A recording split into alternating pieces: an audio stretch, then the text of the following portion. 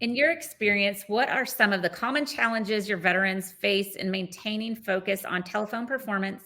And how does your dealership address these challenges? Well, thank God for our veterans. We're glad to have them here working for us. We've, with a 50-year history, we've got a lot of long-term employees.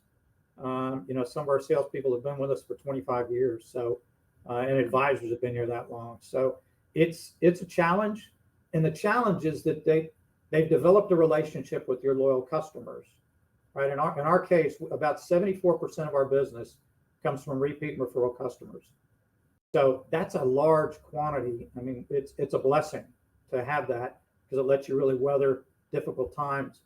But it's also can be a curse because your veterans in each position, they develop a relationship with that customer, sometimes even on a personal level. So trying to control and manage a professional performance in their role in our store with and balance that against the relationship they might have with the customer, it really becomes a bit of complacency. They become comfortable in the way they communicate with customers, and you hear those calls, and sometimes like, wow, well, that might be how they would talk if they were at a meet and greet at car show, or they might talk about it if they saw them at dinner.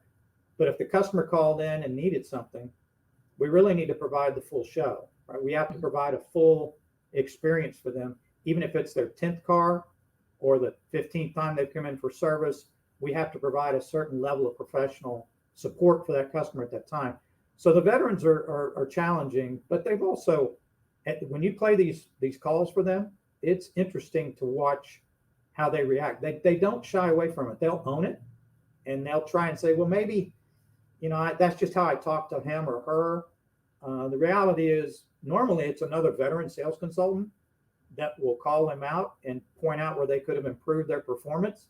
And when those sparks fly, and that's an arena that's fun to be in, because once that gets going, the two of them, nobody wants to be second, especially if you're the leader or the veteran.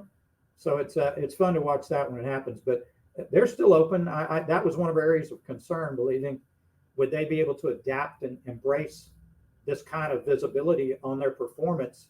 But once everybody knew the calls could be recorded and could be played, it elevated everyone's performance, even the veterans. That exercise could make for a good live video.